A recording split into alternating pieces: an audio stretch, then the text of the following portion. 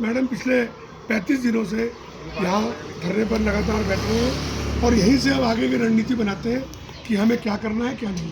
उसी रणनीति के तहत हमने पिछले हफ्ते शुद्धि बुद्धि यज्ञ हमने रिजर्व बैंक के आगे IT पार्क में किया और वहाँ काफ़ी संख्या में खातेदार वहाँ पहुँचे। पुलिस से भी हमारी वहाँ बड़ी कहासुनी हुई। हमने वहाँ सड़क पर बैठ के शुद्धि यज्ञ हवन करा तो वहाँ बहुत हमने नारेबाजी करी। उसके बाद रिजर्व बैंक के कुछ अधिकारी बाहर आए, उन्होंने कहा कि आप मैडम से मिल सकते हैं। तो उन्होंने 2 आदमियों को अलाउ किया हमें अंदर जाने। ये 3-4 लोग और भेज दिए बात करने के लिए। हमने कहा नहीं, हमें सिर्फ महाप्रबंधक पर्यवेक्षण से मिलना है, हमें और किसी से नहीं मिलना है। उसके बहुत देर पश्चात तब वो खुद फिर मिलने हमारे पास आई तो हमने उनको ज्ञापन दिया। हमने उन्हें 4-5 बातें उनसे हमने कही थी जिसमें से कुछ बातें हमारी पूरी कर दी है।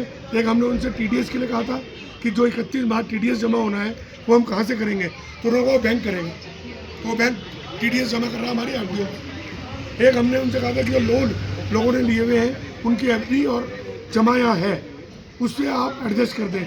ये एडजस्ट नहीं कर रहे थे, वो बात भी उन्होंने हमारी मान ली और वो पैसा एडजस्ट होना शुरू हो गया लोन में। तीसरी बात हमने उनसे कहा था कि जो जिसके यहाँ शादी है, जिसके यहाँ जो बीमार है, जिसको फीस जमा करनी है, आप उन लोगों को तो राहत दीजिए। तो उन्होंने कहा ठीक है, आप उनकी एप्लीकेशंस हमारे पे भिजवा दीजिए, हम उस पर विचार करेंगे।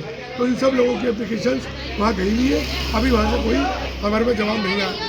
और एक बहुत बड़ा जो हमने मांग की थी वो ये की थी, जो बड़े खातेधारक हैं 517 जिनके 5 लाख से ऊपर है और करोड़ों तक है, हमने मांग की थी कि हमें खर्चे के लिए कुछ 10-15% आप एक ऐसा नोटिस निकालिए कि सब लोगों को मिल जाए, जिससे हम अपनी रोजी रोटी चला सकें। उसके लिए भी उन्होंने आश्वासन हमें दिया था कि हम इस पर बहुत जल्दी कार्रवाई करेंगे, लेकिन उस पे अभी तक कार्रवाई नहीं हो पाई है।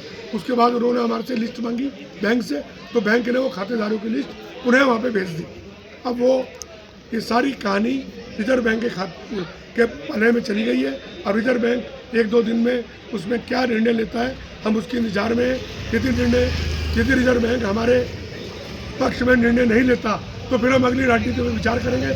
हम दोबारा घेराव करेंगे, हम वहाँ दोबारा उनको वहाँ ऑफिस में बैठने नहीं देंगे, ऑफिस से उन्हें निकलने नहीं देंगे।